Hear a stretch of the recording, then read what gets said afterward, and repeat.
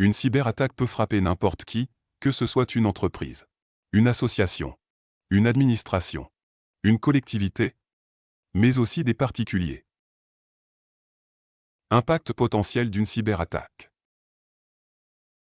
Une cyberattaque n'a pas seulement des conséquences techniques, mais peut également avoir des impacts financiers, comme des pertes de revenus, coûts de remédiation ou des amendes.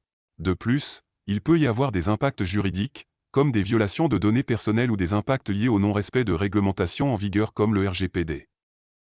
Une autre catégorie d'impact pourrait être la réputation, atteinte à l'image et à votre crédibilité. Il peut y avoir des impacts opérationnels, paralysie des systèmes informatiques, interruption d'activité. Tous ces impacts peuvent donc avoir de graves conséquences sur vos structures mais aussi au niveau humain et personnel. Gestion de crise pendant une cyberattaque. Une cyberattaque nécessite une gestion de crise rigoureuse, qui est définie par qui fait quoi, quand et comment.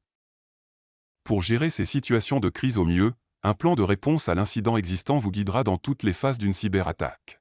Ce plan définit tous les rôles et responsabilités en matière d'analyse des traces ou preuves de l'incident, les mesures de confinement, de documentation, de communication, des affaires juridiques, ressources humaines, ou en matière de prise de contact avec les forces de l'ordre.